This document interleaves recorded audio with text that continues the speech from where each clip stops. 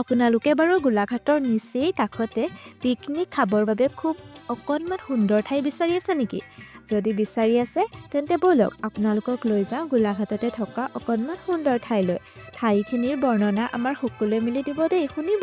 Guys finally আমি আহি আছো পিকনিকলৈ আৰু আহিছো কলা গম পাইছিলে টকলা গুইয়াটা চুলি কাউন থাকে টকলা হৈ যাব সেইকাৰণে আমি আহিছো আমাৰ দিনা চুলি সৰি গৈছে যে সেইকাৰণে অলপ টকলা হ'ব বুলি চাওকচোন, যিখিনি ঠাই আমি কেৱল খাবৰ আৰু বনাবৰ বাবে বাছনি কৰি লৈছোঁ, সেই ঠাইখিনিয়ে কিমান পৰিপাটি আৰু পৰিষ্কাৰ আৰু কিমান সুন্দৰকৈ সজাই থৈছে। আমি গৈ পাই প্ৰথমতে কফি খাবৰ বাবে তৈয়াৰী চলাবলৈ আৰম্ভ কৰিলোঁ, কাৰণ গৈ পোৱা আমাৰ যথেষ্ট দেৰি হৈছিলে। ইয়াৰ পাছৰ ভিডিঅ'ত গোটেই ঠাইখিনিৰ সৌন্দৰ্য দেখুৱাম দেই। অপেক্ষা কৰিব আৰু মোৰ চেনেলটো ছাবস্ক্ৰাইব কৰি থ'ব। Bye bye.